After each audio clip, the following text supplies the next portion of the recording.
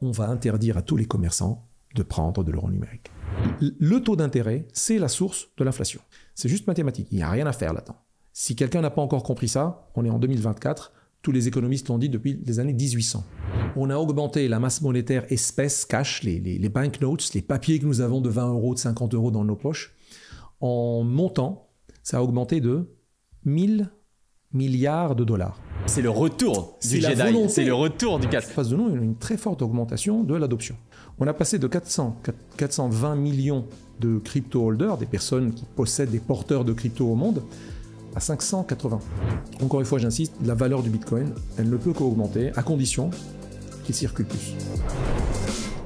Michel Kazaka, bonjour, merci d'être avec nous aujourd'hui sur Grand Angle Crypto. Eh ben, bonjour Guillaume et grand merci de m'accueillir encore une fois. Et c'est avec plaisir que ce sera Welcome back. On te présente plus, bon allez, on te présente quand même, fondateur de Value Chain, grand expert paiement et crypto paiement. On ne compte plus tes passages sur la chaîne. Mais voilà, un petit retour sur l'actualité d'abord. Ensuite, on ira sur l'actualité aussi des MNBC, de l'évolution des systèmes de paiement. On ira sur les stablecoins, les dernières déclarations de la Banque Centrale Européenne. Bon, programme chargé. Donc, sur l'actualité, en ce moment, retour de la hausse sur Bitcoin. Ton téléphone ne doit pas arrêter de sonner. Comment tu vis le retour du bull market et Oui. t'es débordé? Enfin, comment la perception des cryptos et de la technologie surtout dans ton métier et dans ton secteur évolue là, ces derniers mois et ces dernières semaines? Est-ce que de nouveau, t'es à la hype, tu vois, genre t'es de nouveau à la mode? Effectivement, parce que comme tu l'as dit, je travaille toujours encore à côté des banques, à côté des grandes institutions et à côté de la Banque centrale. Mais on y reviendra. Et donc effectivement, là où je suis, l'image du Bitcoin n'est pas toujours très verte.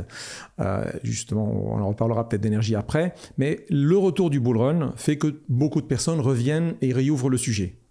Alors, dans des banques centrales que je ne vais pas nommer, mais que vous devinerez, il y a des rapports internes qui disent que Bitcoin, il consomme encore maintenant 500 TWh par an. En gros, c'est 10 fois plus qu'il fait en réalité. Juste au moment lorsqu'ils veulent parler du retour du bull run. Et ils publient des papiers. Et ça sort d'où, ce 500 TWh? Il y a une source ou quelque chose Ils sont très sérieux quand même à la Banque centrale. Sincèrement, en termes, le chiffre, il est juste, correct. Mais en fait, on ne sait pas ce que ça veut dire en réalité. C'est le cumul de tout ce qu'il a consommé, soi-disant, depuis 2009. Donc, c'est comme si on disait les banques ont consommé 1 milliard de terawatts depuis qu'ils ont existé. Depuis leur existence, depuis le début de l'humanité. Ça pas trop non plus.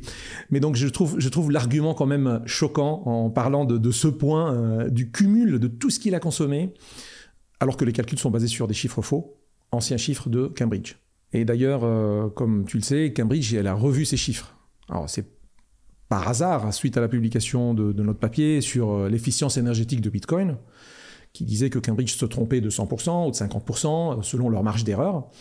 Et heureusement, Cambridge, elle a revu sa copie et elle a revu à la baisse fortement ses estimations suite à notre papier. Donc maintenant, je ne sais pas comment ils ont trouvé ce nouvel argument pour dire que c'est le cumul de tout ce qu'il aurait consommé. Donc si je m'amuse à faire pareil, les banques consomment à peu près 1000 TWh par an, 500 pour tout ce que Bitcoin a déjà consommé, faites le calcul depuis 50 ans de banque électronique. Voilà. Plus sérieusement, le retour du bull run, bon, il est forcément lié à la SEC avec... bull run, on ne sait même pas si c'est même pas encore un bull run, c'est juste une retour de la hausse. Quand même, plus 10% en un seul mois, c'est pas mal.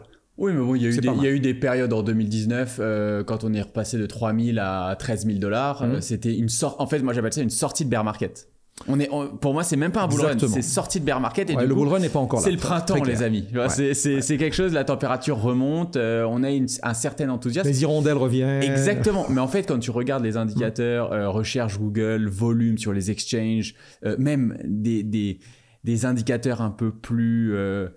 allez, je dirais moins sensibles comme tes proches, les médias ou ce genre de choses, on est encore loin d'un bull run et on est déjà à 50K. Mais je vois ce que tu veux dire. Les gens autour de moi viennent me parler du sujet alors qu'ils ne sont pas du tout cryptophiles.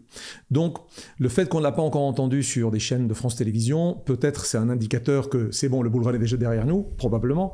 Mais comme tu le dis, on est sorti de l'hiver crypto. Probablement, très probablement, on est sorti de l'hiver crypto. Et là, ce que je vais dire, c'est pas du tout un conseil d'investissement. D'ailleurs, je suis pas du tout dans le métier du conseil en investissement. Je suis dans le conseil stratégique et opérationnel. Mais sincèrement, les news, ça veut dire que acheter la rumeur et vendre la news, elle n'a pas complètement eu lieu. C'est-à-dire qu'il y a eu les rumeurs, puis après il y a eu l'ETF qui est sorti. Ça a fait que le bull run, que l'augmentation arrive. Nous avons devant nous un halving en avril qui s'approche. Et en général, alors ça c'est des généralités, pas forcément des règles, après le halving, on a en général un bull run. Et les indicateurs sont toujours positifs. Il n'y a aucun argument aujourd'hui identifiable qui peut dire il n'y en aura pas un bull run. Les raisons du bull run qui peuvent être très fondamentaux et pas du tout des analyses techniques, que je n'aime pas du tout, ce sont les suivantes. Lorsqu'on divise par 2 déjà l'émission, la rareté pourrait faire augmenter le prix, mais en plus en face de nous, il y a une très forte augmentation de l'adoption. On a passé de 420 millions de crypto holders, des personnes qui possèdent des porteurs de crypto au monde, à 580. Sur quelle période ça? En une année. Donc c'est énorme. Énorme comme augmentation de l'adoption des cryptos. Donc 25% environ, là, de 420 à plus de 580. Où est-ce qu'on voit ce genre de croissance? De 420 à 580 millions d'adopteurs, de porteurs de crypto au monde.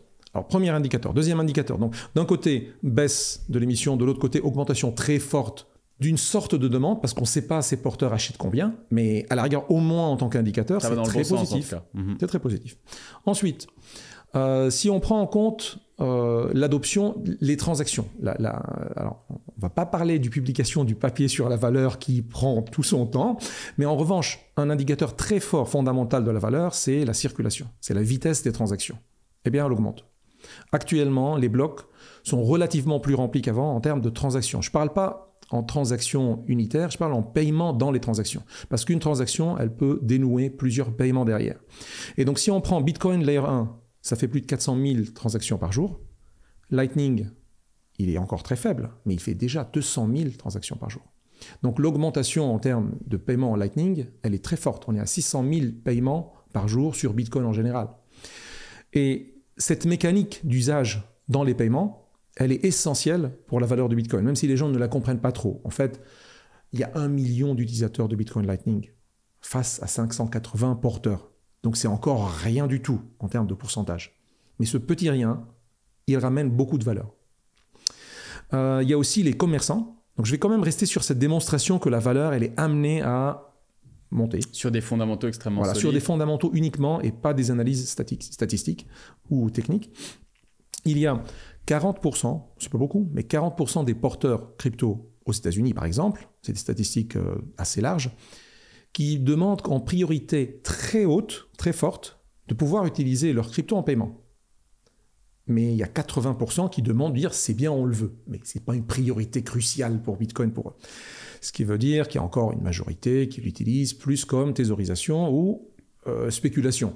Mais quand même 40% qui disent c'est une priorité forte pour moi de pouvoir payer enfin avec, c'est pas mal. Et 80% des commerçants, ils ont des projets d'accepter des paiements en crypto. Donc on commence à avoir des indicateurs d'adoption très très forts. Et ça ne fait que augmenter à la fois l'adoption, de l'autre côté la circulation. Ça serait intéressant de comparer ça après avec l'euro numérique, parce que l'image elle est flagrante. Et je termine sur ce point-là. Encore une fois, j'insiste, la valeur du Bitcoin, elle ne peut qu'augmenter à condition qu'il circule plus. C'est très intéressant. Du coup, ça m'amène à une question et c'est un peu le thème bien évidemment chaud du moment, l'arrivée des institutions, qui est là maintenant réelle. On en parlait depuis des années. Maintenant, il y a BlackRock et un certain nombre d'autres entités financières américaines, l'approbation des ETF et une des premières interviews que tu as fait avec Richard, tu étais, toi, convaincu, et tu l'es toujours, sur la valeur fondamentale de Bitcoin à travers sa caractéristique de moyen d'échange. Pas forcément comme narrative hors 2.0, qui est plutôt l'école Yves Chouefati, de plein d'autres personnes. Ils sont très liés. Mais tu vois, et je serais très curieux du coup d'entendre un peu ton analyse, parce que un Larry Fink, aujourd'hui, est en train de pousser à 1000% la narrative hors 2.0. Ce n'est pas une monnaie, ce n'est pas un moyen d'échange, c'est un actif financier qui est une incroyable protection contre l'inflation parce que c'est plus rare que l'or, parce qu'il y a une supply limitée, etc., etc. Mais en gros, son but à terme, c'est de rester conservé, enfoui sous terre comme de l'or, sauf que c'est plus pratique parce que c'est du Bitcoin. Et il n'y en a que 21 millions, alors que le supply de l'or, au final, on ne sait pas vraiment combien il y en aura. C'est une toi, ça te... Voilà, je savais bien que tu ne serais pas d'accord avec ça. Je ne suis pas d'accord. Et du coup, qu'est-ce que tu en penses? Et est-ce que si Bitcoin, en fait, par une fatalité, devenait ça, en gros de l'or numérique conservé chez BlackRock, est-ce qu'il y aurait un futur sur le long terme? Très bien. Très bien. La question, elle est fondamentale, donc il faut être patient pour écouter la réponse. Elle risque d'être un tout petit peu longue. N'hésite pas à m'interrompre. On a 2h30. Donc si on revient sur la question, c'est quoi une réserve de valeur? Par définition, c'est pas moi qui le dis. C'est Ulrich Binzel, le père de l'euro numérique à la BCE, qui le dit. Donc c'est une source officielle. C'est une excellente source. Excellente source qu'on va attaquer tout de suite après. Mais sincèrement, il donne cette définition et il a raison. Il dit c'est quoi une réserve de valeur? Elle est par définition un moyen de paiement après. Sinon, elle n'est pas du tout une réserve de valeur. Pourquoi on réserve quelque chose en valeur pour plus tard? C'est pour pouvoir le dépenser plus tard. Donc tous ceux qui me disent, moi je vais faire que thésauriser du Bitcoin parce qu'il va faire qu'augmenter en valeur en fait. Et je vais quasiment jamais le dépenser. Je vais tout de suite dépenser tout ce que j'ai comme monnaie moins bonne, donc la mauvaise monnaie à la rigueur.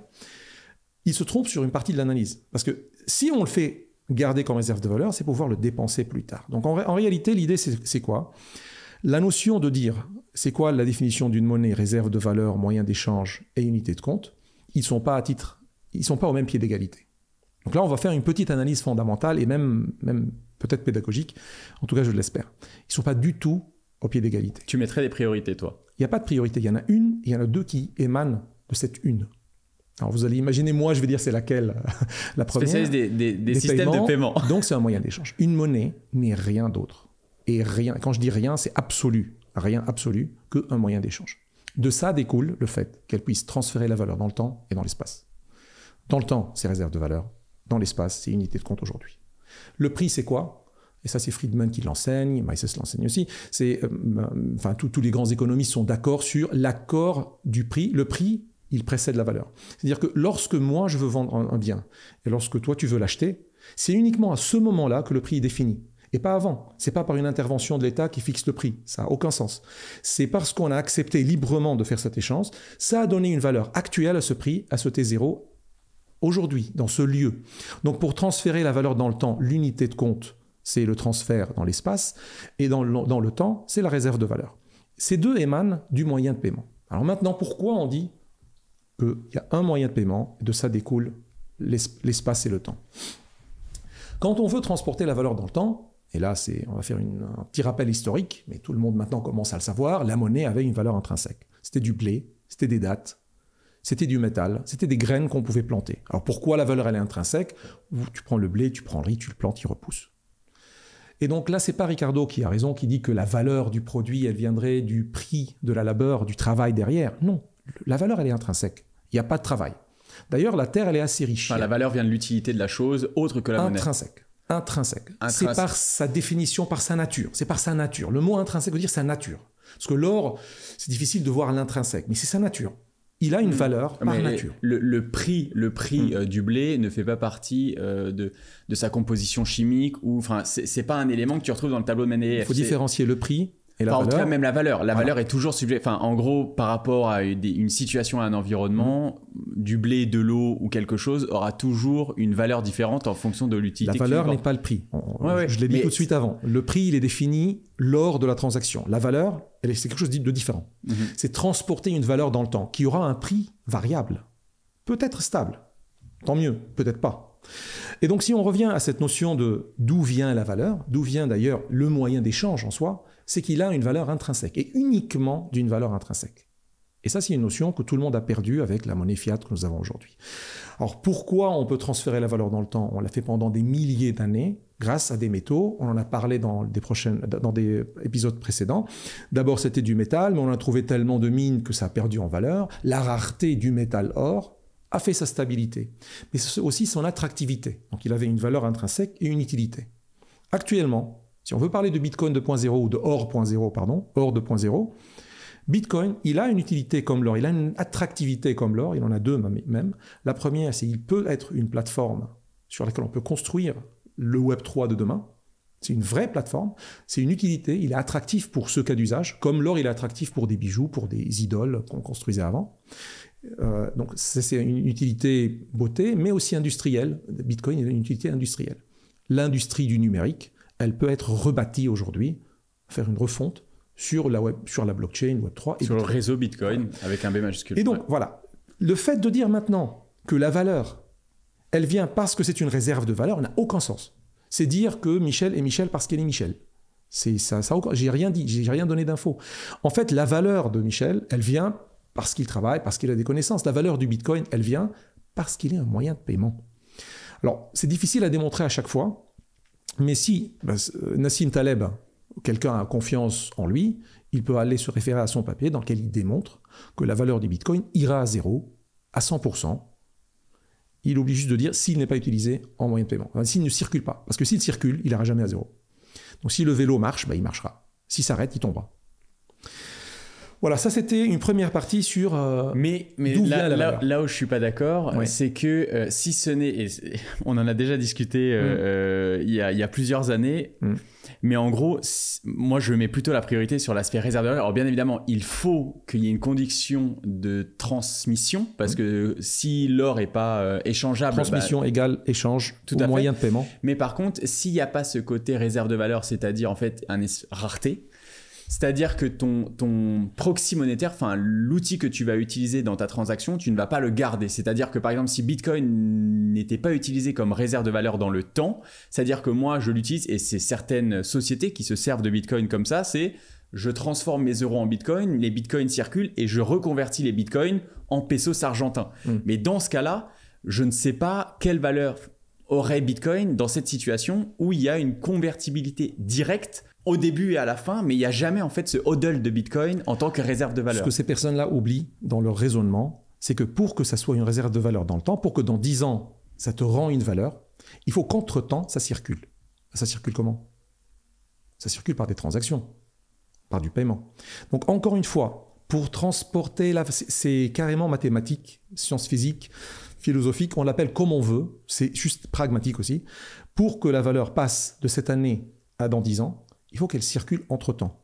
Elle doit circuler en transaction de paiement. Ça veut dire que moi, je garde mon Bitcoin ou mon or sous le matelas.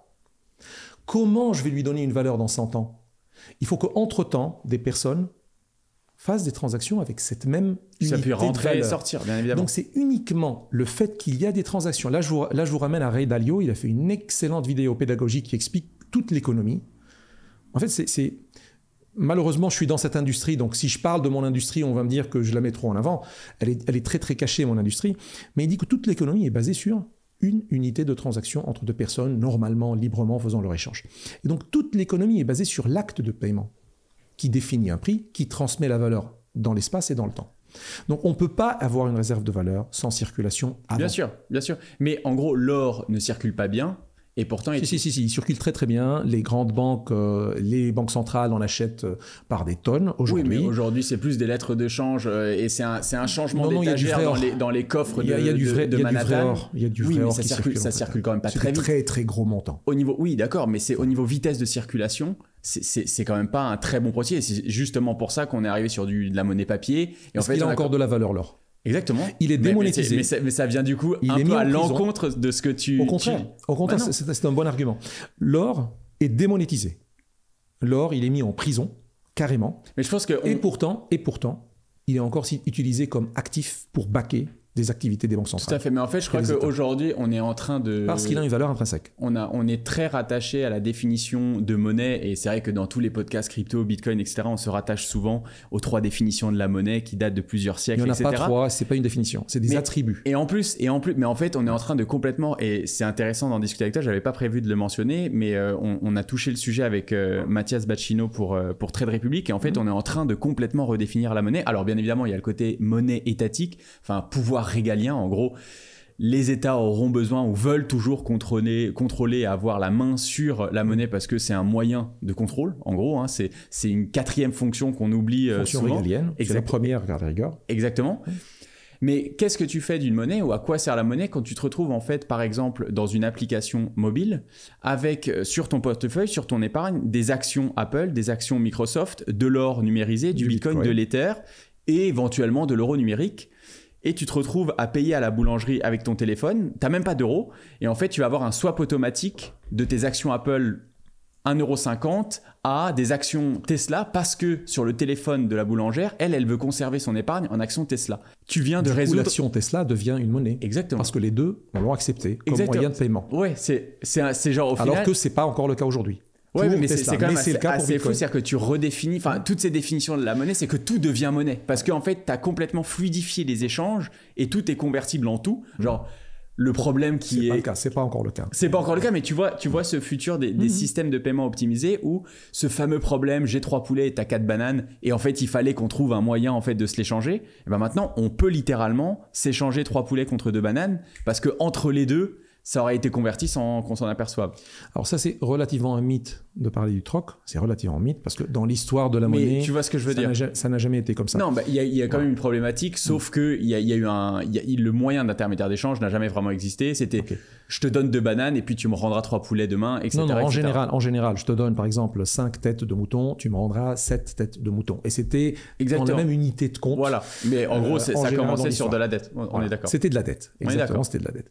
Mais si je reviens à ta question, le jour où je pourrais payer avec mon action Tesla à la boulangère qui veut garder une action Tesla, l'action Tesla deviendrait un moyen d'échange et deviendrait une monnaie. Qu'elle soit régalienne ou pas, qu'elle ait cours légal ou pas. Après, lorsque tu parles aux banquiers centraux, eux, ils sont fermés dans le cadre réglementaire et juridique. Ils ne parlent que de cours légal. Ça s'appelle cours légal parce que c'est légal, la loi. Et donc, ils disent que tout ce qui n'a pas cours légal n'est pas une monnaie légale dans mon État.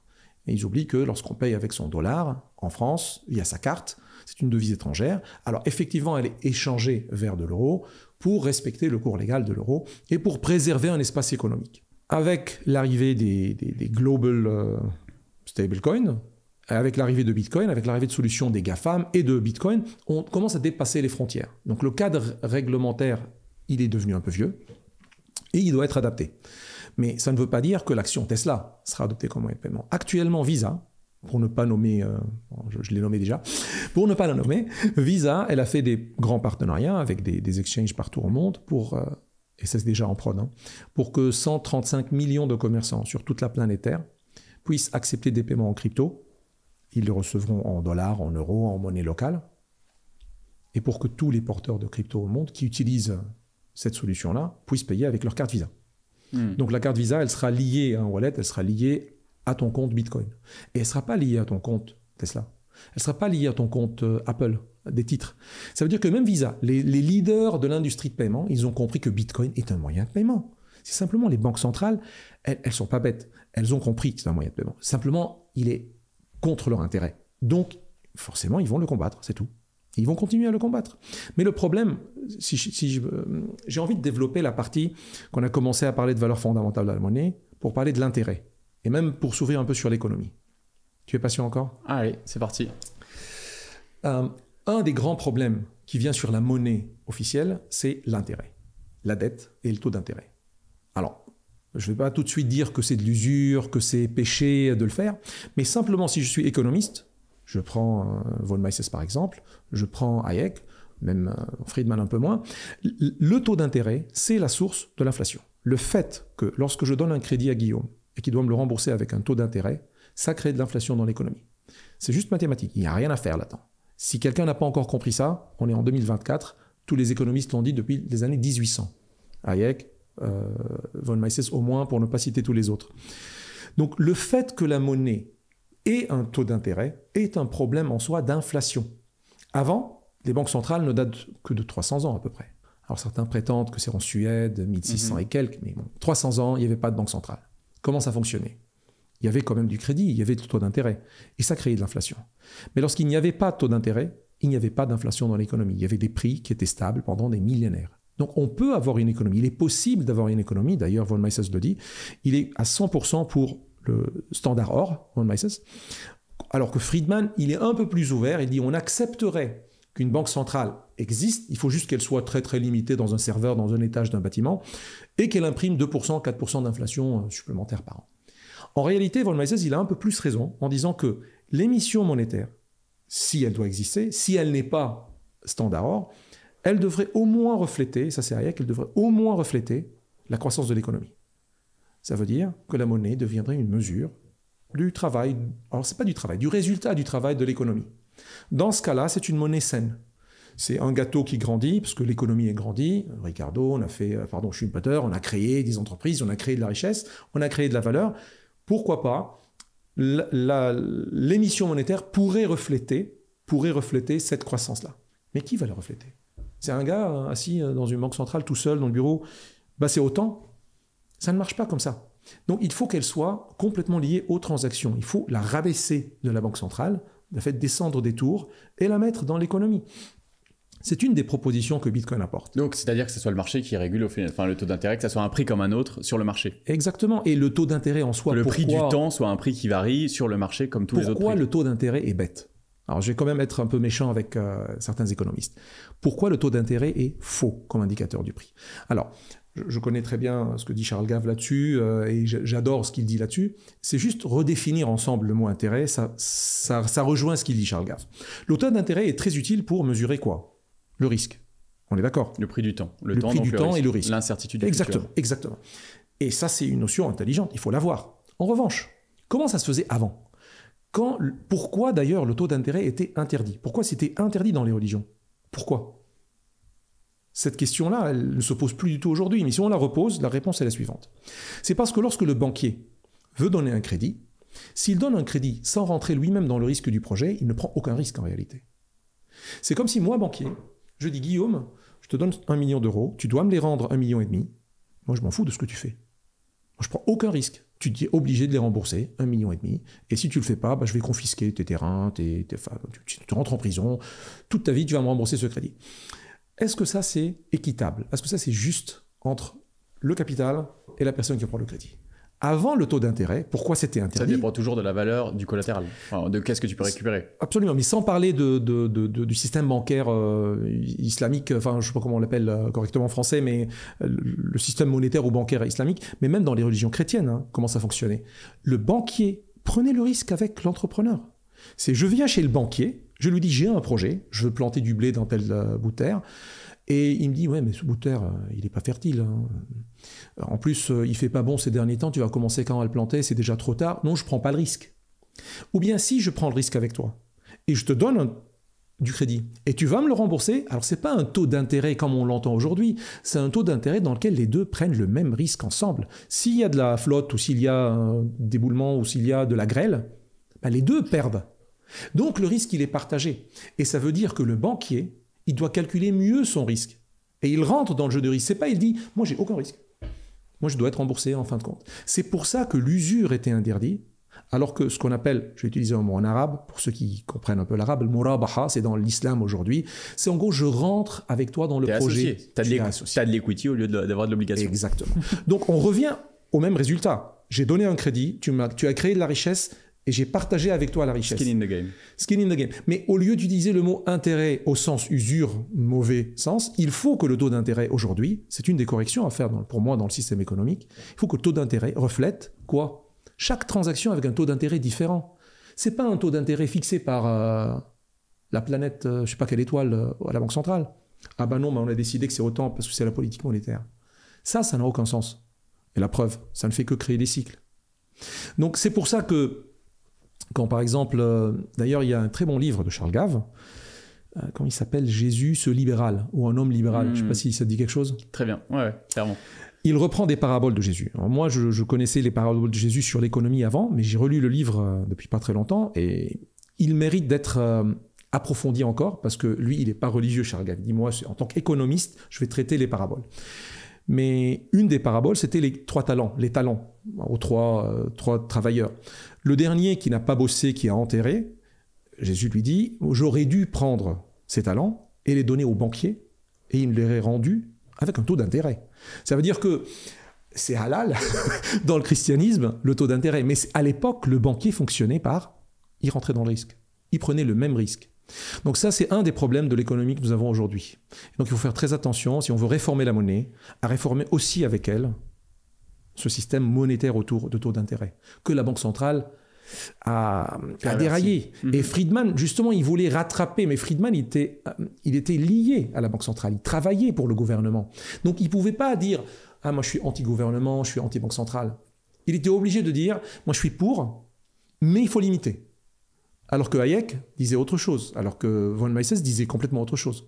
Donc, le système le plus juste, c'est une monnaie avec émission rare, et c'est pas parce que c'est une réserve de valeur, c'est parce qu'elle est utilisée en paiement, qu'elle peut devenir réserve de valeur dans le temps et moyen d'échange actuellement dans l'espace.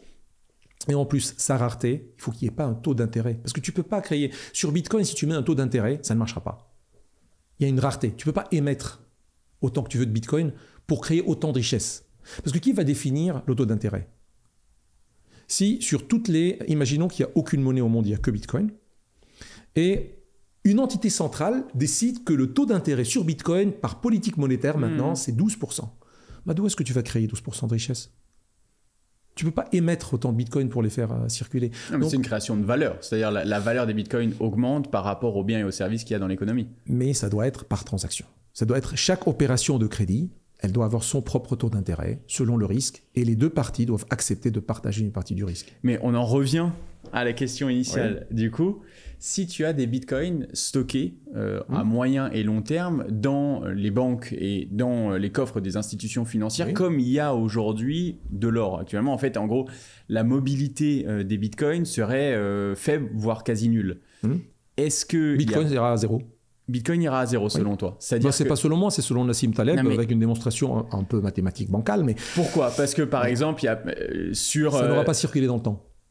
C'est tu te réveilles. Je pensais que tu allais me dire que c'est le réseau. Le réseau aussi dépend, enfin la sécurité du réseau, l'industrie du minage. Non, c'est parce que ça n'a pas été utilisé en paiement, c'est tout. C'est parce que pendant 10 ans, il n'y aura aucune transaction Bitcoin, donc il n'y a plus de demande. Oui, mais en l'occurrence, regarde. Il n'y a plus d'échange. La valeur de l'or, tout le stock d'or pourrait. Et comment ça s'appelle, les pierres de Yap, c'est ça? Ou en gros, c'est des éléments, en fait, c'est des réserves de valeur qui ne bougent jamais. Ça bouge. L'or bouge beaucoup. Oui, mais pourrait rester. Sa vélocité en théorie, par rapport à la monnaie fiat, elle est faible, mais ça bouge beaucoup. Et il a beaucoup de valeur. L'or a toujours regardé son cours. Non, bien évidemment. Mais en gros, on peut pas dire que l'or est un moyen d'échange. Enfin, dans la vie de tous les jours, on va dire que l'or est un moyen d'échange. Entre États.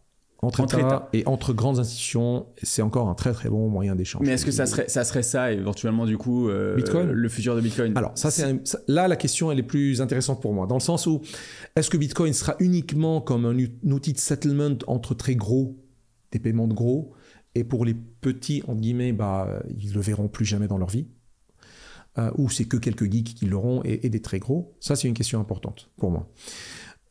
C'est un risque. C'est-à-dire que mes autres questions n'étaient pas... Non, au contraire. C'est en avançant sur ta question... Au contraire, c'est en avançant sur ta question qu'elle me fait plus travailler, tu vois.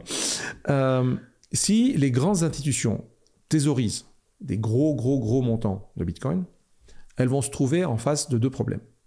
C'est quoi la valeur de ce qu'ils ont thésaurisé? Du coup, si BlackRock finit par avoir 50% du Bitcoin sur la planète Terre, probablement Bitcoin n'aura plus de valeur. Une centralisation extrême dans les réserves de BlackRock, en fait, ça serait pas dans son intérêt. Ça serait même pas dans son intérêt, à moins que ce soit un projet complotiste de tuer Bitcoin en achetant tous les Bitcoins sur la planète Terre et c'est fini. Il y en a plus, on les a achetés tous et on les brûle. Donc, dans son intérêt, BlackRock devrait faire circuler Bitcoin. Alors, comment elle pourrait le faire? Elle pourrait émettre une autre monnaie pour que les gens utilisent une autre monnaie papier, Bitcoin papier, entre guillemets. D'ailleurs, on commence à le voir à venir avec des ETF ou d'autres. Et elle garde les bitcoins chez elle et elle est tranquille. Ça pourrait artificiellement augmenter la circulation, mais en revanche, ça dévoue complètement l'intérêt du projet Bitcoin. Et l'intérêt ira ailleurs. Et donc, la valeur ira ailleurs. Donc, la valeur de ces bitcoins va baisser si ça arrive. Heureusement, je suis très content de voir qu'il y a des millions de commerçants. Il y a 6,6 millions... Il y a des dizaines de millions de commerçants au monde qui commencent à accepter le Bitcoin. Et ces toutes petites transactions de 10 euros, de 11 euros payées en Bitcoin Lightning, c'est eux qui créent la réelle valeur du Bitcoin qu'on a aujourd'hui, à 51 000. Ce n'est pas les gros montants. C'est vraiment pas les gros montants. C'est le fait qu'il y a des petites transactions qui circulent, qui créent la valeur, qui rapporteront la valeur dans le temps. Donc si tu me dis Bitcoin va être concentré, ceux qui le concentrent seront obligés, pour maintenir sa valeur, de le faire circuler. C'est par conception. J'ai du mal à voir en fait la narrative des 21 millions et c'est vrai que pour moi je suis ni d'accord, enfin c'est pas soit l'un soit l'autre, c'est les deux faces d'une même pièce et les deux sont essentiels. C'est que en gros il y a un besoin de transmissibilité sur Bitcoin pour qu'il ait de la valeur parce que sinon si j'injecte de l'énergie et du travail là-dedans et que je ne peux pas le ressortir, ça n'a aucun intérêt. Exactement. Donc bien évidemment il faut que je puisse ressortir. Mais par contre l'aspect 21 millions en tant qu'exercice de pensée, si je mets les 21 millions dans les réserves de BlackRock et que tu fasses circuler des ETF. Au final, exactement. Et en fait, que les gens aient cette perception de rareté dans les caisses de BlackRock, est-ce que ça marche pas ? Bitcoin ne circule plus du tout. Alors, il y a une problématique pas du tout sur le débat qu'on est en train d'avoir, mais sur le réseau et la sécurisation de la structure, des infrastructures. Exactement. Et ça, c'est un vrai problème. Moi, je suis plutôt à dire, si Bitcoin ne circule pas, c'est mort parce que, en l'occurrence, les mineurs ne sont pas payés, il n'y a pas de frais de transaction, et c'est là où tout s'écroule. Mais moins sur la partie où c'est les petites transactions à la marge, en fait, qui font vraiment la valeur. Certes, ça participe à la valeur de Bitcoin, mais c'est la rareté je vais essayer et de le le moyen démontrer. Je vais essayer de te le démontrer. Pourquoi la Banque centrale veut émettre un euro numérique ? Alors, je ne vais pas tout de suite ouvrir le sujet de l'euro numérique, mais la raison est la suivante, c'est qu'elle veut ancrer la confiance dans la monnaie. Et comment tu ancres la confiance dans la monnaie ? C'est tu veux que tout le monde, que le peuple, les citoyens, utilisent des tout petits montants pour faire leur achat du quotidien. Et c'est seulement parce qu'il y a l'ancrage, c'est ce qu'ils appellent l'ancrage de la confiance fiat, tout le monde sait maintenant, avant personne ne savait ce que ça veut dire fiat. Grâce à Bitcoin, tout le monde sait que fiat veut dire confiance.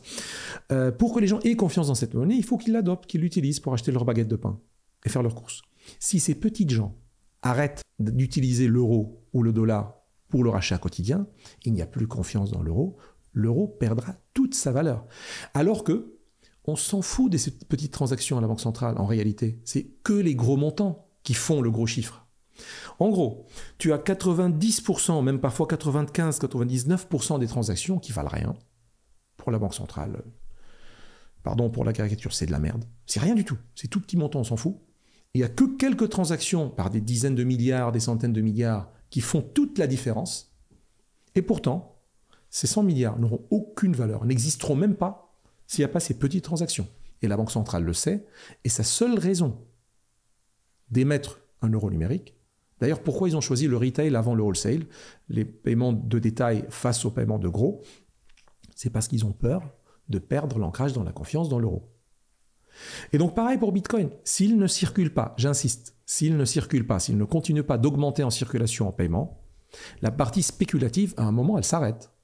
Parce en tant que réserve de valeur et injection. Voilà, okay. tu perds la réserve de valeur. Et c'est pas parce que c'est 21 millions. 21 millions, très bien, c'est rare. Et après, c'est quoi la valeur de cette rareté ? Si elle n'a plus de valeur, mais même si c'est rare, ça peut ne pas avoir de la valeur. Hein. Il y a peu de choses qui sont rares et qui n'ont pas de valeur. Écoute, une licorne, c'est très très rare. Ça n'a pas de valeur, elle n'existe plus. J'ai jamais vu de licorne. Voilà, ça n'existe plus. Tu peux avoir des objets qui sont très très rares, mais sans valeur. C'est rare. Donne-moi des. J'ai cherché en fait genre, dans le luxe, les montres, les Porsche, tout ce qui est Chanel, etc. Aujourd'hui, tout ce qui est rare, les gens se ruent sur la rareté justement parce qu'il y a ce paradoxe d'un support monétaire, en l'occurrence l'euro et le dollar, qui ne sont absolument pas rares et tout le monde cherche. Et justement, tu as des sportifs qui sont capables de faire des acrobaties incroyablement difficiles et ils sont très très rares et ça n'a parfois aucune valeur dans l'économie. C'est juste que c'est rare, mais ça n'a pas beaucoup de valeur. Les sportifs rares et qui sont extrêmement rares justement dans leur sport. Je parle des... ils s'amusent, ils font des acrobaties un peu rares, c'est difficile de faire ces manèges-là. Et puis, ça n'a pas vraiment création de richesse dans l'économie. Tu peux avoir une rareté. Le fait que ça soit rare est nécessaire et pas suffisant pour la valeur. C'est tout ce que je dis. Je ne dis pas que Bitcoin, il faut qu'on ouvre les vannes pour les mettre tant qu'on veut, au contraire. Mais en revanche, c'est pas ça qui fait sa seule valeur. Sa valeur ne vient pas de sa rareté. Non, mais dans le sens inverse, je fais l'avocat du diable, c'est que c'est pas la partie moyen d'échange qui fait... Ah si. Alors, si Bitcoin n'était pas rare, il n'aurait peut-être pas beaucoup de valeur.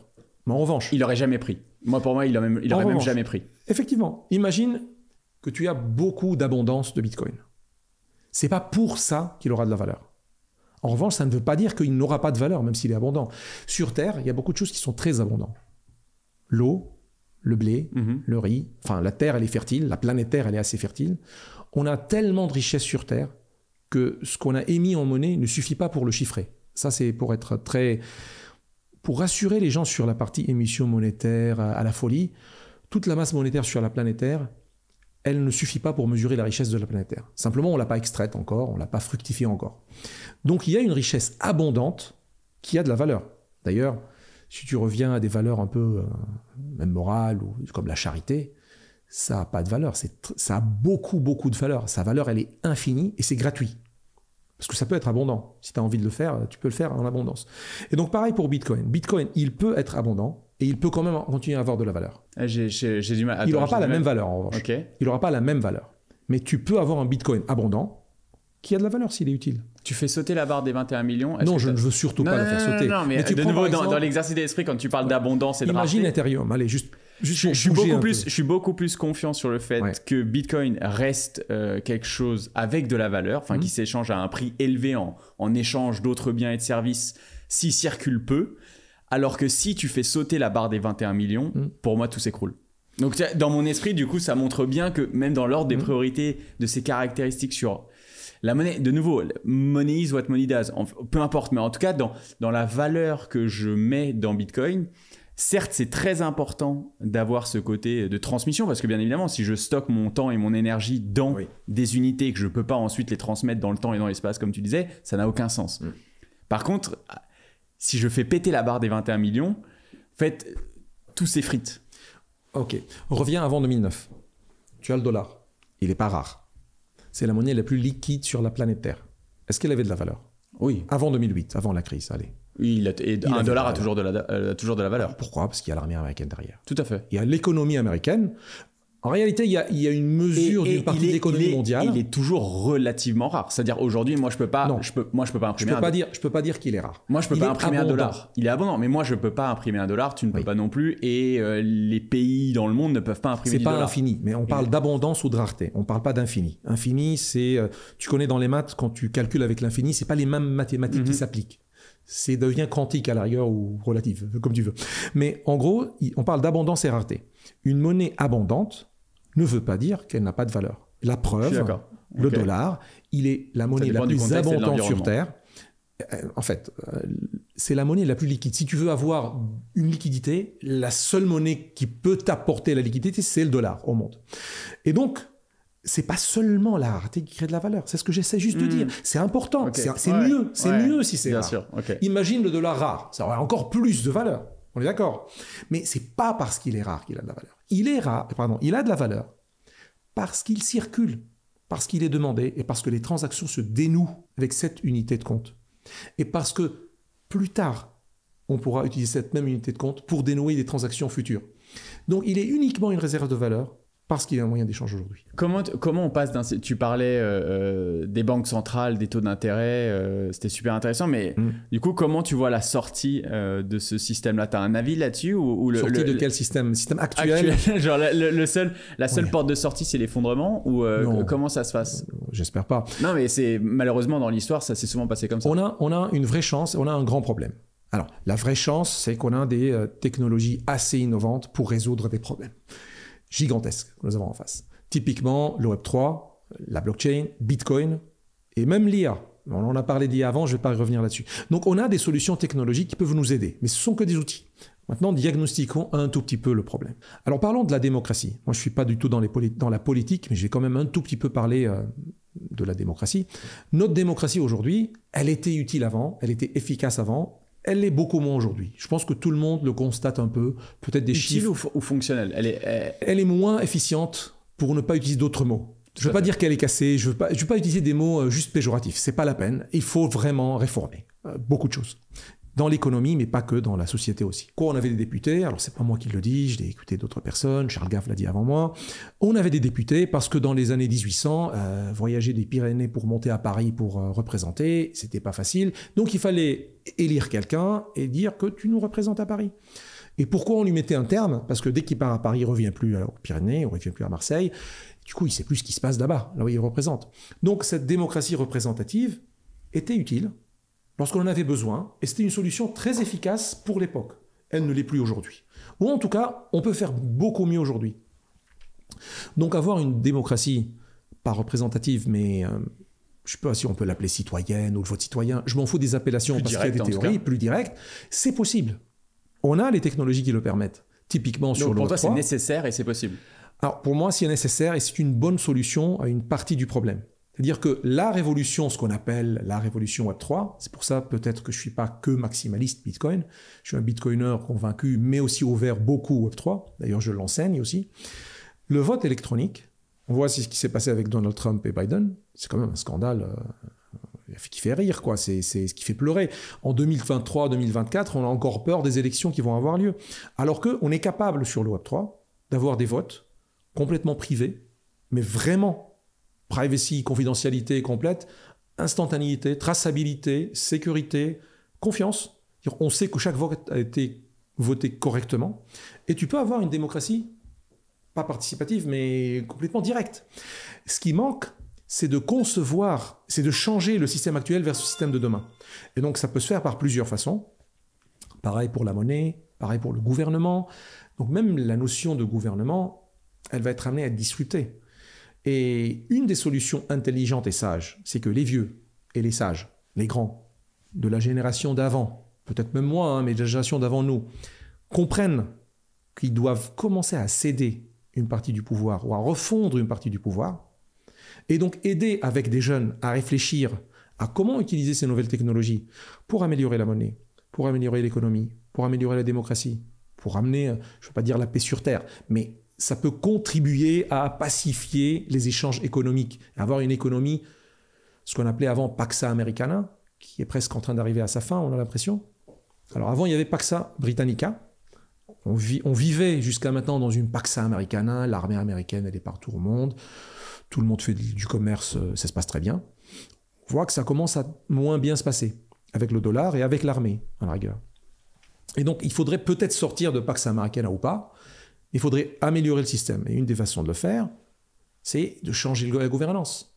Je ne sais pas comment, je n'ai pas la solution finale, mais on voit qu'il faut réfléchir à cette solution ensemble. Au lieu que ça arrive à des révolutions, une cassure nette et brutale et violente. Très brutale, très violente, qui peut ramener des gens en prison parce qu'ils vont dire que ce sont des révolutionnaires, sauf que ces gens, ces pauvres, ils ont juste envie d'améliorer le système, ils ne savent pas comment faire, ils se heurtent à une violence en face, ils sont devenus violents. Mais il ne faut pas être utopique. C'est très difficile que le système change seul de l'intérieur. Exactement, mais justement, toi, t'es à l'intérieur d'une partie. Non, mais tu vois, je sais pas si tu veux en parler bien sûr, ou pas, bien sûr. mais en tout cas, par exemple, sur la partie des systèmes de paiement, du système monétaire, t'es au contact des personnes et de l'establishment, on peut même l'appeler comme ça. Ouais. Est-ce qu'il y a cette volonté de réforme? Est-ce qu'ils ont conscience du besoin de réforme? Alors, donc je vais quand même peut-être l'annoncer parce que je ne l'ai peut-être pas annoncé encore avant. Moi, je travaille actuellement à la Banque de France. En tout cas, j'accompagne la Banque de France sur ses projets d'euro numérique. En tant que conseiller, c'est ça? En tant que conseiller externe, à temps partiel, je fais ça quelques jours par semaine parce que j'accompagne encore des grandes banques que je ne veux pas nommer, les quelques 4-5 grandes banques françaises et quelques exchanges crypto. Donc voilà, je travaille encore dans les paiements, dans la sécurité, dans les cryptos et dans les exchanges. Voilà, c'est la conformité. Donc j'ai cette chance de travailler dans les crypto-paiements, donc les paiements classiques et les paiements innovants. Et donc pourquoi j'ai accepté, et d'accord, je les remercie, ils m'ont demandé de venir les accompagner sur ce projet à Banque de France, parce que Banque de France, c'est la seule banque centrale, je ne veux pas dire au monde, mais au moins en Europe, qui veut faire de l'euro numérique sur blockchain. Alors pour les maximalistes, c'est pas la peine que je leur donne des arguments pour les convaincre, je suis un peu maximaliste aussi, je les comprends, mais en gros c'est au moins un effort qui a des années-lumière de ce que les autres banques centrales souhaitent faire. Des autres pays européens. Voilà, Banque d'Italie, Deutsche Bank, il n'y a aucune banque en Europe qui veut émettre un euro numérique sur blockchain. Sur une blockchain publique, sur un réseau public, tu veux dire. On va revenir sur public-privé. Donc déjà, il y a des étapes, on va expérimenter sur du Hyperledger, qui est une DLT, pas une blockchain selon moi. Puis après, on va expérimenter sur Ethereum ou des blockchains publiques. Mais il faut dire que la Banque centrale, elle a des années-lumière de ces technologies. Donc la Banque de France est une des seules banques qui a au moins cette ouverture d'accepter un bitcoiner un peu maximaliste pour faire ce job en interne sur le numérique. Ils le savaient quand ils t'ont recruté? Bien sûr, on est en contact avec eux. Ils ont regardé tes interviews, j'ai assez. Ouais, je ne peux en fait que saluer l'ouverture d'esprit du DGSI, enfin du responsable de l'IT, de Valérie Fasquelle, de Thierry Bedouin, de Frédéric Faure, de toute l'équipe. Ils ont une équipe blockchain hyper compétente qui travaille depuis des années, qui font de la recherche. Ils sont absolument pas largués comme certaines personnes le pensent. Non, pas du tout. Et d'ailleurs, c'est eux qui sont le moteur qui galère pour convaincre les banques centrales européennes et la BCE d'adopter petit à petit la technologie blockchain. Donc c'est marrant ce que tu es en train de dire. Ça veut dire que la France est leader et en tout cas est dans le côté positif de la force à essayer de convaincre la BCE. Autant qu'elle peut. Autant qu'elle peut. Il y a des limites à l'exercice. Il y a des grosses limites à l'exercice. Et d'ailleurs, là, je partage aussi l'avis de... Souvent, on débat ensemble. Moi, Alexandre Sachenko, lui, dit que ça ne sert à rien. Moi, je dis que c'est indispensable, même si ça ne sert à rien. Attends, explique-nous ça. Alors, pour Alexandre, tout le monde sait que l'euro numérique, c'est même pas la peine d'en parler. Ça ne sert absolument à rien. Moi, mon argument, c'est oui. il ne sert pas à grand-chose, mais en réalité, il est indispensable. C'est-à-dire, pour une banque centrale, elle ne peut pas survivre sans l'euro numérique. Je ne sais pas quand est-ce qu'on va parler du papier d'Ulrich, mais la BCE, elle publie récemment d'ailleurs quelques papiers très controversés sur l'euro numérique et sur Bitcoin. Je ne sais pas d'où commencer, ça me fait mal à la tête. Mais Ulrich Binzel, le papa de l'euro numérique, qui est à la BCE. Qui travaille à la BCE, ok. BCE, sous Christine Lagarde, c'est une personne que je connais assez bien, qui devient radicalement anti-Bitcoin jour après jour, mais qui est une personne intelligente. Donc qui doit mal dormir en ce moment, du coup. Quand tu es anti-Bitcoin et que tu vois ce truc revivre tous les 4 ans, tu dois te taper un peu la tête contre le mur. Alors il a le sang-froid, c'est-à-dire qu'il dit qu'on a le temps. Oui, tu sais, c'est ce même avec le visage, avec le sourire, et derrière... très probablement. Il est en train de vriller, quoi. Très probablement. Il a publié récemment un papier dans lequel il a traité les banques de chiens. Les banques sont des chiens. Donc il est clairement en train de fissurer. Ouais, il est tellement énervé parce que les banques ne veulent pas de son projet de numérique. Mais c'est vital. Donc là, attends, il est en train de traiter les banques de chiens. Donc ouais. Attends, explique-nous pourquoi. Je vais expliquer ça. Mais c'est pour dire pourquoi et combien l'élément de Bitcoin est devenu gênant pour la BCE. Ils sont arrivés à un point d'insulter les banques. Alors, c'est vital. Un euro numérique est vital pour la BCE, pour toutes les banques centrales, mais il est refusé par les banques, qui sont l'outil de distribution de cet euro numérique. Et donc, pour répondre, il a donné des arguments, et il les a traités de chiens dans un proverbe. Il y a un proverbe anglais qui dit « Your banks are barking up the wrong tree ». Les banques aboient, comme des chiens, en bas du mauvais arbre. C'est une expression anglaise pour dire le chien, et il pense que le gibier il est caché dans cet arbre, mais en fait il est bête. Le danger, ou le gibier il est juste dans l'arbre derrière eux, ils ne l'ont pas vu. Donc il les traite de bêtes et de chiens. Voilà, c'est quand même dommage d'arriver à ce point, mais je ne peux pas m'échapper de prendre cette information pétillante. Et du coup, j'ai posté en rappelant qu'il y a un joli proverbe arabe qui fait écho à ce proverbe anglais, qui dit les chiens aboient et la caravane passe. Et c'est incroyablement proche de la blockchain de Bitcoin, parce qu'une caravane, c'est une série de blocs de chameaux en général, ou d'animaux qui traînent des caravanes. Non, et c'est vraiment une blockchain qui passe souvent dans les montagnes, dans les villages, ou dans le désert, ou dans les oasis. Et souvent, les chiens aboient, mais ça ne sert à rien, ils peuvent aboyer. La caravane avance. Et ces chiens, malheureusement, c'est les banques, elles sont attachées par des chaînes à la BCE. Elles ne peuvent rien faire, elles ne peuvent même pas aller attaquer, ou adopter, ou suivre la caravane. Donc c'est dommage. Donc le vrai problème proviendrait de la BCE. Alors, plus sérieusement, il rassure les banques. Il leur dit, vous avez tort. Vous devez aller attaquer en fait les stablecoins. Encore une fois, il n'a pas compris que c'est Bitcoin le danger. Il pense que c'est stablecoin qui est le danger. Il dit aux banques, vous devez aller crier et aboyer face aux stablecoins qui vont vous bouffer, les grands GAFAM, les grands Visa, Apple, ils vont sortir des stablecoins mondiaux et ça va vous bouffer votre... Donc des entreprises privées qui lanceraient des cryptos stables, ouais. J'ai accueilli JP Morgan à une table ronde le 8 février à France Payment Forum. On a invité toutes les banques françaises à venir s'exprimer. Aucune n'était capable ou n'avait l'envie, encore cette année, de venir s'exprimer. Donc on a fini par appeler JP Morgan, on est venu, écoutez, parler aux banques, parler aux industriels de paiement. Et la charmante dame qui représente JP Morgan en France, elle leur a rappelé un seul chiffre. Nous avons JP Morgan Coin, tout le monde le déteste, les bitcoiners d'un côté, les banquiers de l'autre, tout le monde le déteste, mais il fait déjà 900 milliards de dollars de volume.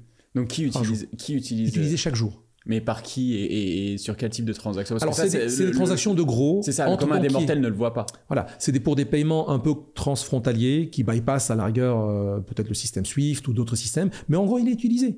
C'est juste pour dire qu'il y a une demande, il y a un besoin, et que les banques ne sont pas encore capables en France de rattraper le retard, ni même de travailler correctement avec l'euro numérique. Ils ne veulent pas de l'euro numérique, ils ne veulent pas de Bitcoin, et ils disent on n'avance pas, on est bloqué. Bah oui, vous ne voulez rien faire.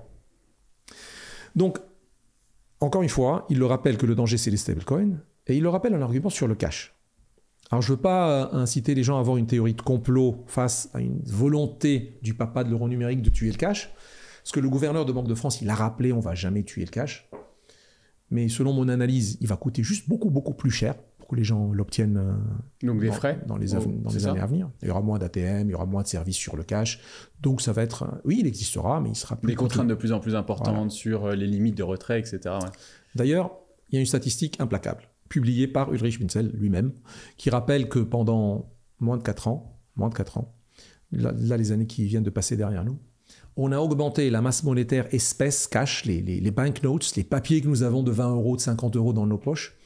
En montant, ça a augmenté de 1000 milliards de dollars.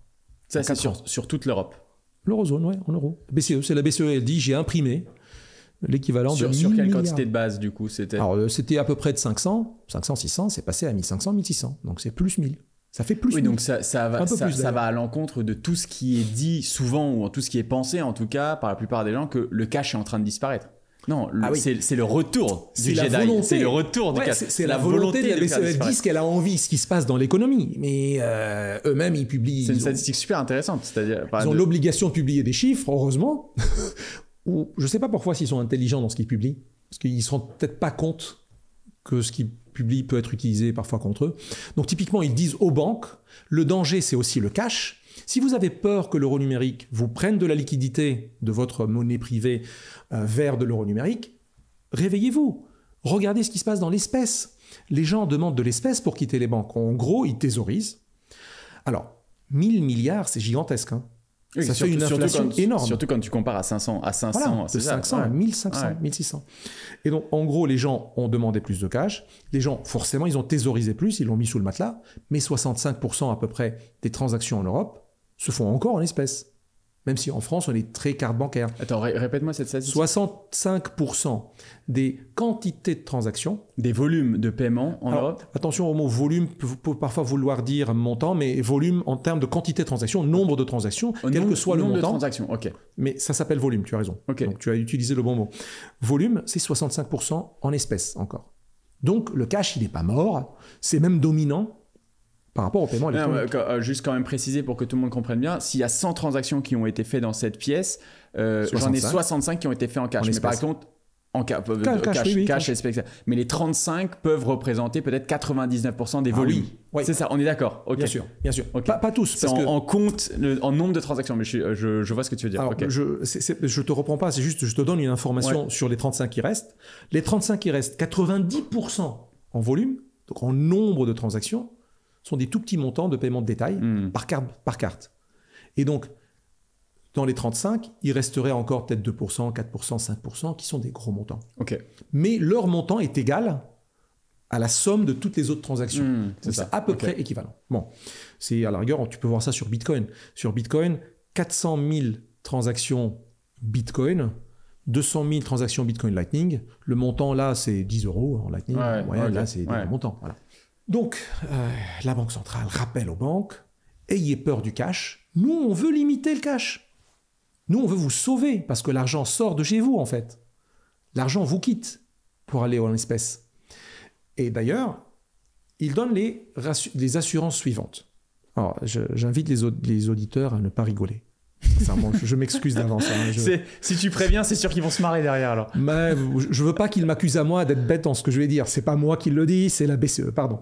Donc ils disent, on va interdire à tous les commerçants de prendre de l'euro numérique. Ok, alors oui, c'est vrai. C'est que pour les citoyens. Donc tu viens payer le commerçant n'a pas le droit de prendre l'euro numérique. Il a le droit de l'accepter en paiement, mais immédiatement, il ne le voit jamais en fait. Lorsque tu le payes, il est converti en euros de la BNP ou de la SG ou de sa banque, ou d'ailleurs de ta banque qui va faire le paiement. Donc en gros, laissez tomber. En gros, on invente un euro numérique, mais personne n'arrive à comprendre pourquoi faire. Ni les banquiers, ni les commerçants.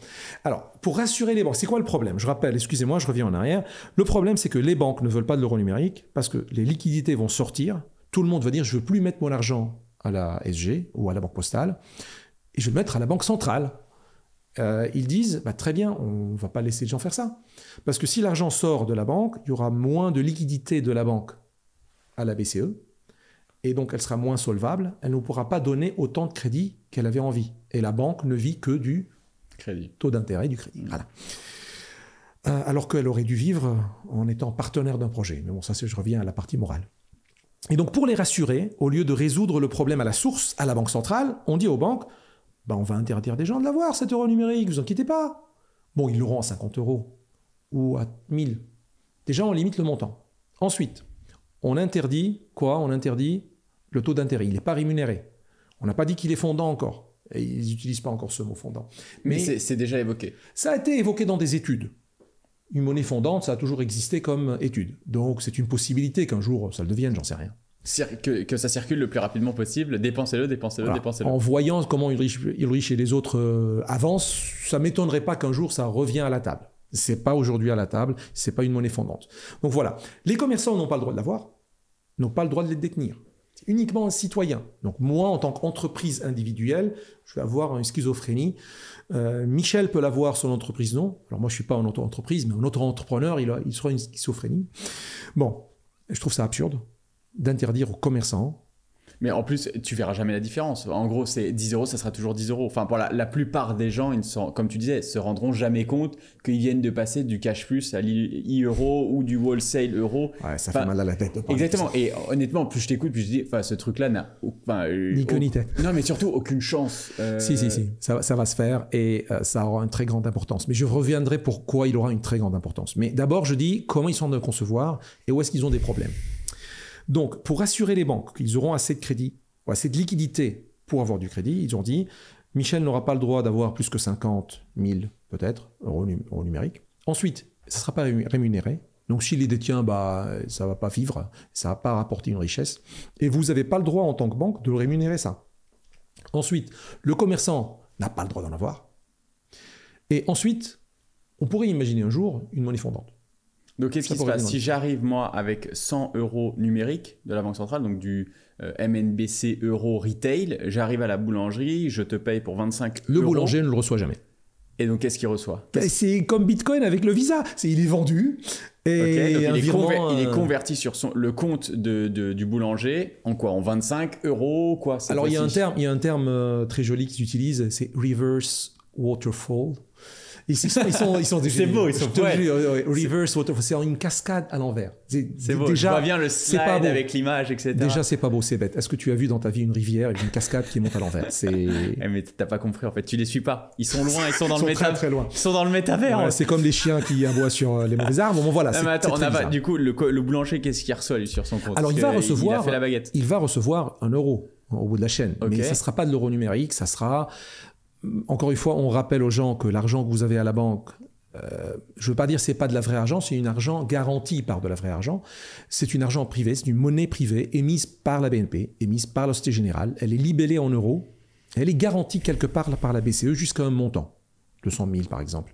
Mais ce n'est pas une vraie monnaie. La seule vraie monnaie, c'est la monnaie que les banques détiennent à la Banque centrale. Ça, c'est la vraie monnaie. Sound money, c'est pas très sound, mais c'est la vraie monnaie. Et donc tout le reste, c'est la monnaie commerciale. C'est une monnaie privée. Si la SG fait faillite ou la BNP fait faillite, c'est lié à l'entité en particulier. Vous pouvez perdre votre argent. D'ailleurs, les bank runs... Ok. Donc là, si je comprends bien, c'est-à-dire que le boulanger, s'il a la BNP, il est crédité, il est converti en du BNP euro, de l'euro BNP. Oui, exactement. Ok. Alors, tu vas me dire, on s'en fout, ça revient à la même chose. Oui, non, mais c'est pour comprendre dans ce cas-là, l'architecture pourquoi avoir l'euro numérique? Si ça revient à la même chose, du coup, pourquoi avoir l'euro numérique? Pour moi, c'est juste une question d'infrastructure derrière. C'est juste une question, en fait... Tu sais, ça coûte combien, cette infrastructure derrière? Je sais pas, mais... C'est infini. C'est gigantesque. Qui va payer la facture? Alors, l'un des problèmes, pourquoi les banques ne veulent pas de l'euro numérique? En réalité, c'est pas seulement pour un problème de liquidité. Parce que ça, j'ai une solution pour le problème de liquidité qui serait plus élégante que l'actuelle. Mais elles veulent pas de l'euro numérique parce que ça coûte infiniment cher pour eux de changer des choses chez eux. Alors, actuellement, j'ai accueilli, par exemple, Sopra, mais il y a une banque autrichienne aussi qui a annoncé qu'elle... Dans son core banking, tu vas pouvoir stocker du Bitcoin, par exemple. C'est-à-dire que les banques commencent déjà à ouvrir un peu les yeux, dire « je dois évoluer, je dois permettre aux gens de détenir de l'euro, du franc suisse, de l'euro autrichien, j'en sais rien, de l'euro français, l'euro européen, et en plus du Bitcoin dans leur compte bancaire. » Et donc, on voit que l'industrie bancaire et l'industrie de paiement commencent à proposer des solutions. Alors, c'est par de partenariats, parfois avec Bitpanda ou d'autres, ou parfois même des industriels comme Sopra, qui font les core banking très très vieux, ils essaient de les améliorer avec de la crypto dedans. Mais de là à dire que le commerçant ne peut pas le détenir, c'est complètement absurde. Ça veut dire qu'il n'aura pas de cas d'usage. C'est pourquoi faire? Tu ne peux même pas le stocker dans ta banque. Et si tu veux régler le problème de la liquidité, je termine sur cette partie-là, sur la liquidité.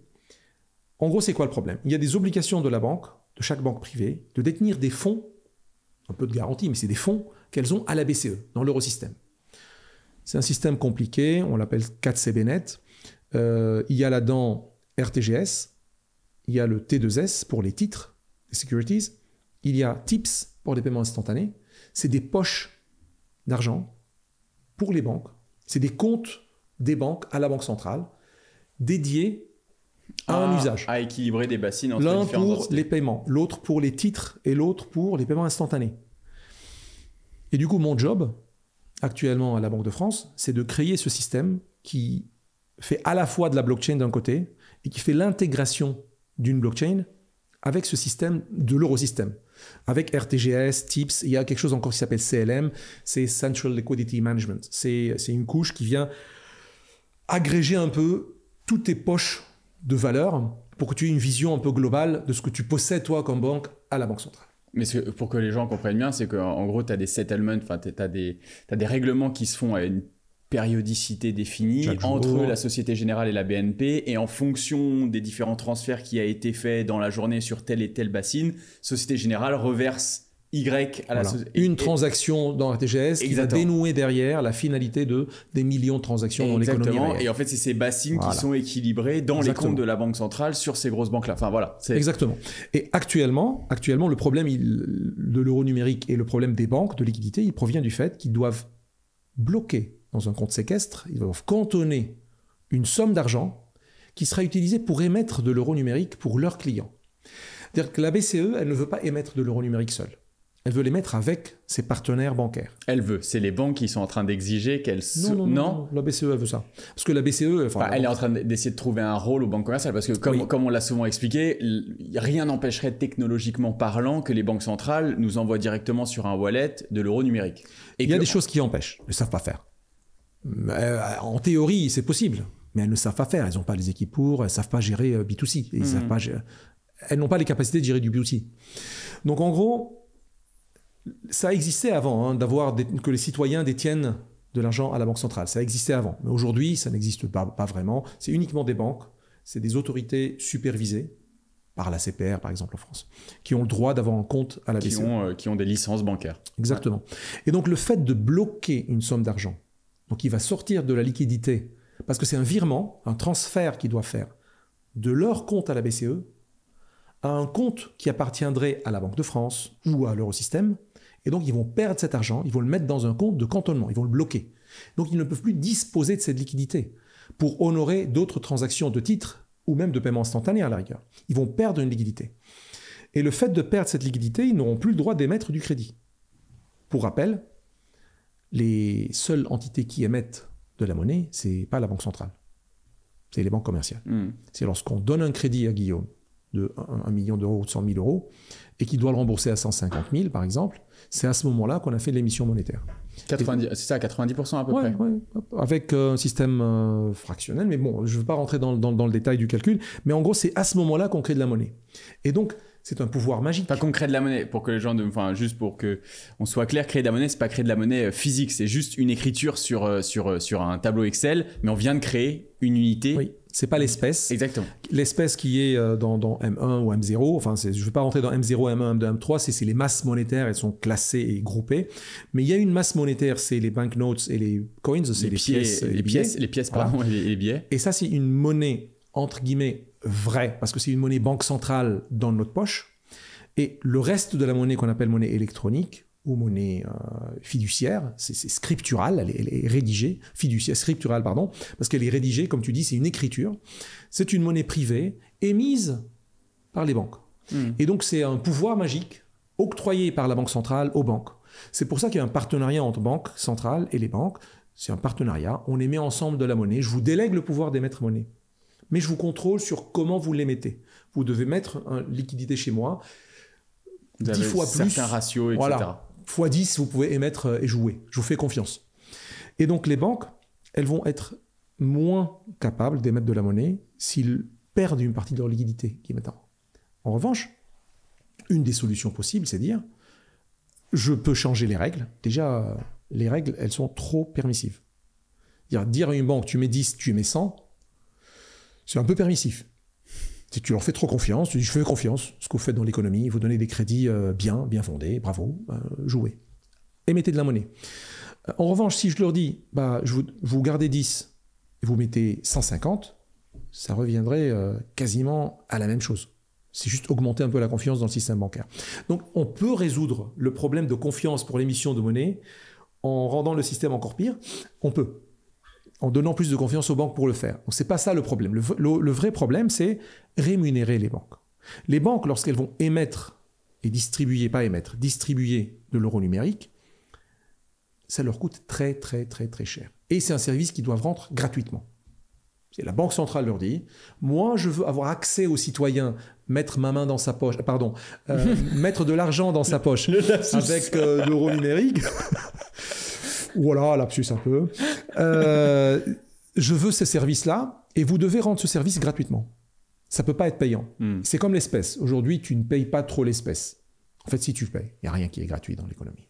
Mais c'est encore relativement acceptable, c'est ça? Voilà, c'est le prix de ton service bancaire. Tu payes le fait d'avoir accès à un guichet automatique bancaire, en réalité. Donc, pour rémunérer les banques, la Banque centrale, elle a décidé de dire on va faire exactement la même chose. On va mettre du nouveau vin dans des vieux pots, des vieux machins, et vous allez prendre des commissions sur les transactions, et en plus, je vais vous rémunérer pour le service de distribution. Donc, en gros, le système. Les banques doivent changer leur core banking, doivent changer tout leur banque en ligne. Elles doivent s'intégrer entre elles, elles doivent rajouter un nouveau moyen de paiement.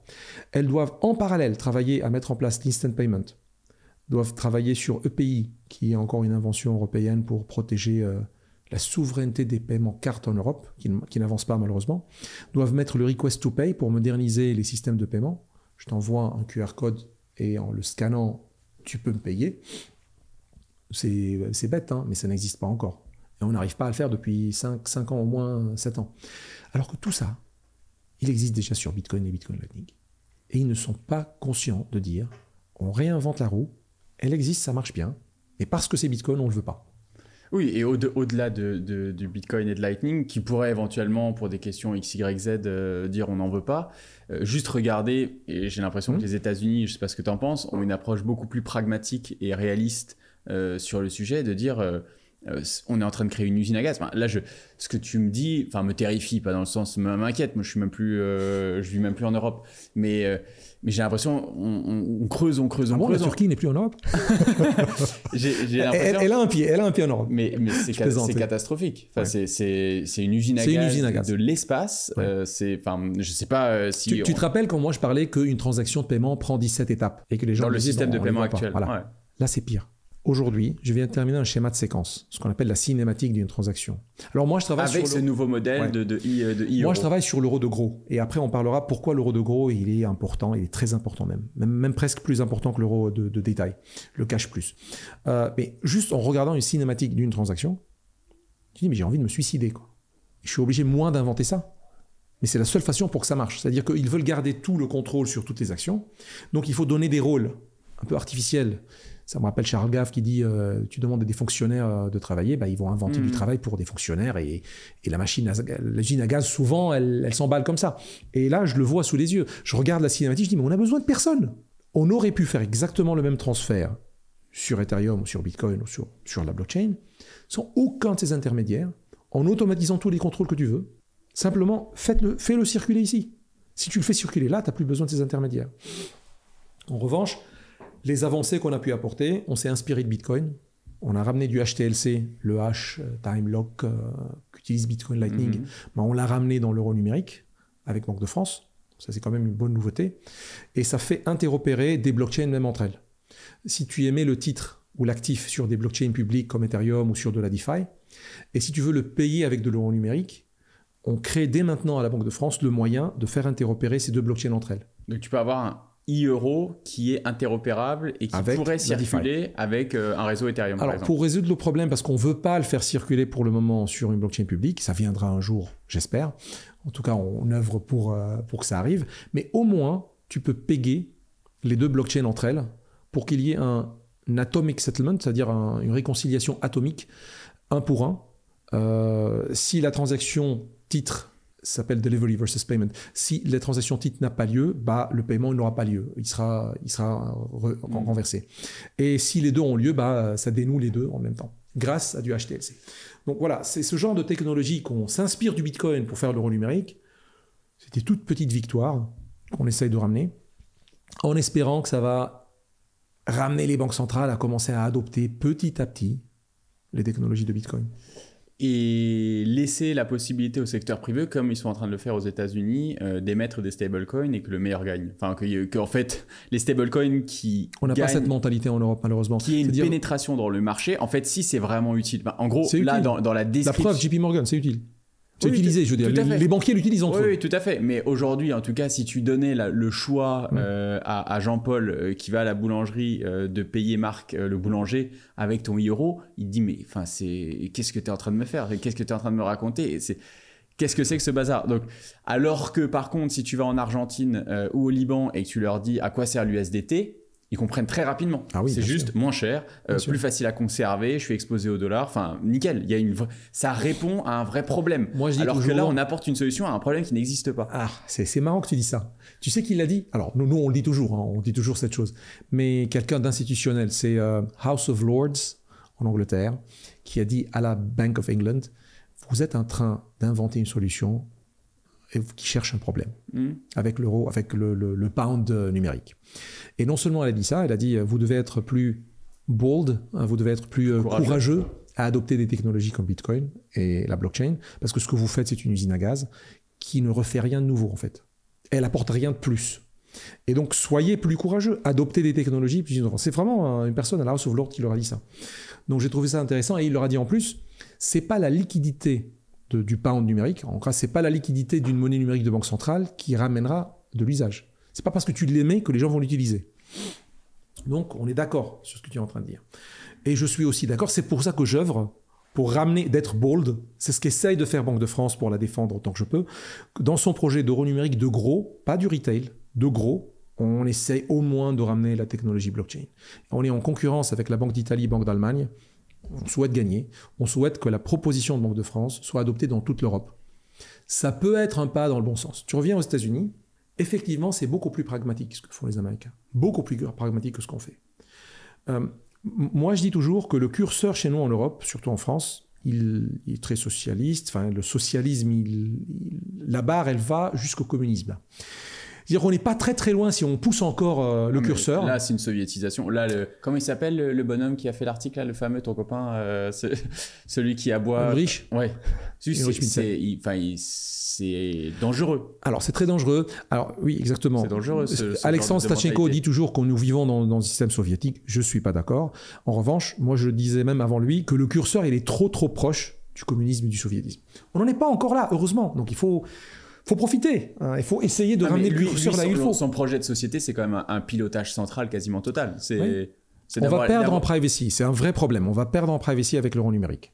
Même si la Banque centrale rappelle qu'il sera private. En réalité... Tant que XXX, et après il y a 40 clauses. Elle peut tout voir, mais elle te promet qu'elle ne va pas le faire. C'est promis. C'est vrai qu'elle a toujours tenu promis ses juré. Voilà. Promis juré, elle ne pourra pas le faire, elle ne veut pas le faire. Mais si elle a envie, si elle est obligée de le faire, elle le fera parce qu'elle sera obligée. Voilà. En revanche, encore un petit rappel, c'était quoi la monnaie, le pouvoir libératoire d'une monnaie? En général, c'est un pouvoir libératoire d'une dette, mais pour comprendre le mot libératoire, c'est beaucoup plus profond. C'est j'ai déjà payé mes impôts, j'ai déjà travaillé, vous m'avez payé. Le montant qui me reste après le paiement de mes impôts, je suis libre, je fais ce que je veux avec. Ça concerne personne. Alors libre ne veut pas dire je vais aller tuer mon voisin, je vais voler mon voisin, mais on n'a pas besoin de contrôler toutes mes transactions pour s'assurer qu'au cas où un jour quelqu'un veut faire quelque chose de mal, qu'on pourra l'attraper. Ça n'a aucun sens. Et dire que je te promets, on ne va pas le faire, mais on veut juste avoir cet outil quand même, c'est pratique. Dans ce cas-là, il faut un contre-pouvoir. C'est un pouvoir énorme qu'on donnerait à une banque centrale. Et soit on ne le donne pas, soit on trouve un contre-pouvoir énorme face à ça. Peut-être Bitcoin. Mais par rapport, pour revenir aux États-Unis, comment ils voient l'évolution? Il y a même Trump qui dit, alors c'est de nouveau une promesse qui tiendra, électorale. Qui tiendra pas, exactement. Mais il tient ses promesses en général, ce gars. En tout cas, tu vois qu'il y a une vraie compréhension, une réalisation que à l'échelle de la banque centrale, il n'y a pas forcément besoin de l'implémenter. Et Cycle devient un bras armé de la Fed. Ah oui. Oui, et on peut contrôler des stablecoins comme on peut contrôler un euro numérique. Bien sûr. On n'est pas obligé de les mettre nous-mêmes. Déjà, ça coûte très cher, c'est compliqué, on ne sait pas faire, c'est pas facile. Donc, on délègue ça au secteur privé. Ils ont raison, les Américains. Ils sont beaucoup plus pragmatiques que nous. Nous, on a légiféré. On a fait loi PSAN, loi ICO, maintenant loi MiCA, réglementation MiCA. Et en plus, on veut faire l'euro numérique. Et en réalité, on dit aux banques, ne touchez pas. c'est pas halal, c'est pas cachère. Touchez pas aux cryptos. Alors qu'aux États-Unis, jouez, allez-y, faites la conquête du monde. Proposez. Faites la conquête du monde. Ça prend. Mais ils font la conquête du monde en réalité. Mais la question, et j'aimerais bien savoir, et dis-moi si tu peux répondre, mais est-ce qu'il y a des discussions à un moment donné sur on va leur demander leur avis? C'est-à-dire, en gros, est-ce qu'il y a mention d'un référendum ou ce genre de choses? Aux Européens. Au bout d'un moment, est-ce qu'on pose ça s'appelle le Parlement européen.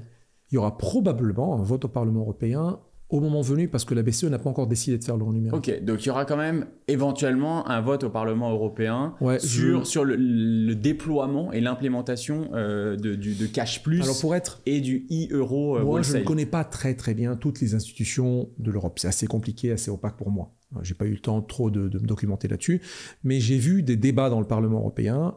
Parfois, elles sont de bonne qualité, parfois de très bonnes questions. Du genre, pourquoi vous faites ça comme ça? Pourquoi vous touchez à la privacy de cette manière? Vous n'avez pas le droit. Et donc, du coup... Non, mais c'est quand même intéressant. C'est-à-dire qu'il y aura l'appareil législatif qui sera impliqué dans le déploiement. C'est pas genre la BCE un matin qui va dire à la BNP, let's go. En réalité, mon avis personnel, ça n'engage pas du tout Banque de France, hein, surtout pas. D'ailleurs, tout ce que j'ai dit n'engage en rien Banque de France. C'est mon avis vraiment libre.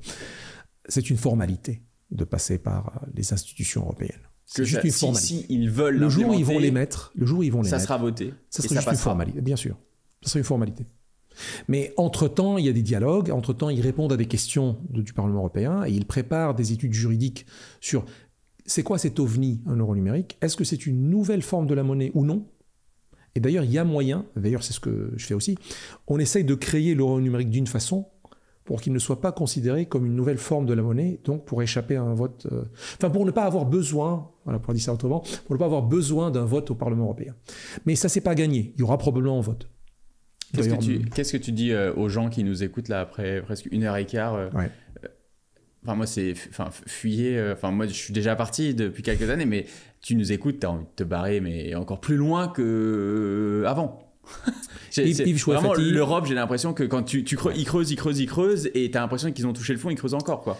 Yves Chouafati, il dit, bien sûr tu connais Yves Chouafati, Tobam, il passe très souvent chez toi aussi, il dit qu'en Europe, en France, une start-up, et d'ailleurs même une entreprise française, petite ou grande, on lui dit de faire la course avec 2 boules de chaîne de fer de 10 tonnes attachées à ses pieds. Il dit vas-y cours, fais la course, gagne. C'est très difficile.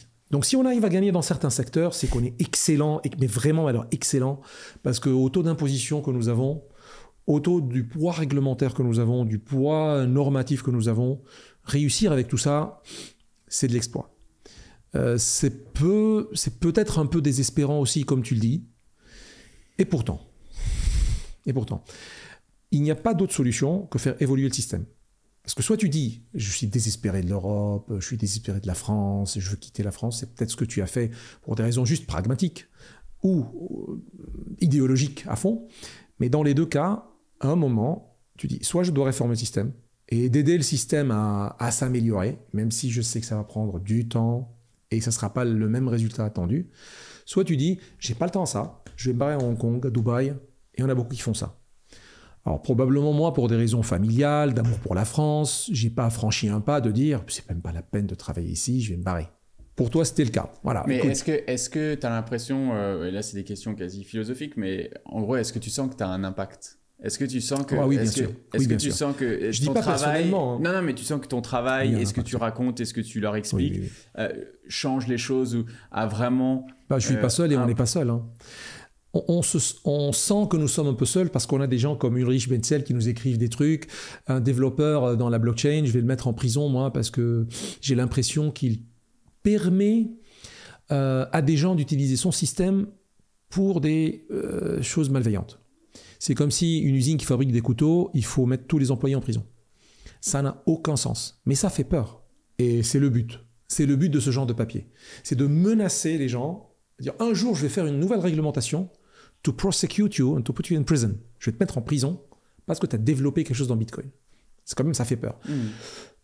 Tu veux l'appeler soviétisme, tu veux l'appeler communisme, je m'en fous de l'appellation sincèrement, mais le but c'est de faire peur en disant ça. En tout cas qui est contre la liberté, tu l'appelles comme tu veux, mais oui, c'est complètement contre la liberté. Et donc la lutte, elle est censée être pour ramener plus de liberté, pour ramener plus de sérénité et de logique dans l'économie en France et en Europe, plus de liberté, laisser les gens... Alors, ça revient à qui? Ça ramène à Schumpeter. Il faut vraiment laisser les entrepreneurs créer de la nouvelle richesse, changer l'écosystème, même si ça va faire tuer doucement des vieilles entreprises. Doucement et sûrement des vieilles entreprises. Ces vieilles entreprises, elles ont déjà une inertie derrière eux. Elles peuvent racheter ces startups si elles sont intelligentes ou être partenaires avec. Et c'est pour ça qu'il y a un chemin intelligent de dire aux vieux sages, voilà, j'insulte pas les vieux, celui qui n'a pas un vieux doit acheter un vieux. C'est un vieux proverbe égyptien très ancien, qui date des temps des pharaons. Celui qui n'a pas un vieux, qu'il achète un vieux. Mais en gros, il faut que ces vieux sages eux-mêmes nous aident. Je ne suis pas très jeune, mais ramènent ces jeunes-là à côté d'eux, qu'ils acceptent de faire discuter avec eux, qu'ils prennent part du risque avec eux. C'est la meilleure solution de transmettre et d'améliorer le système, qu'arriver à un moment où il y aura une cassure. Alors, tu peux dire, moi, j'ai pas envie de vivre ni l'un ni l'autre, j'ai envie d'aller ailleurs, pourquoi pas, c'est peut-être pragmatique, mais peut-être il y a encore un chemin dur, difficile, de dire, on va changer le système. Je sens que nous avons un impact, parce que avec les formations que nous faisons depuis 2013, je fais des formations. J'en parle, je travaille là-dedans. Je sens que l'économie bouge, je sens que l'adoption commence un tout petit peu à prendre, malgré les retards en France. Donc il y a des bons indicateurs. D'ailleurs, ce que je vois à Banque de France, c'est quand même un assez bon indicateur aussi. Mais ce n'est pas suffisant. Et le curseur est encore trop loin vers le communisme, vers le socialisme en France. Michel, merci beaucoup sur ces quelques mots d'espoir. Bon courage. Et puis, voilà, tu reviendras nous dire un peu comment ça évolue. On est toujours très curieux de voir comment les choses avancent, mais pas forcément dans le bon sens. Merci Michel. Merci à vous encore. Ciao.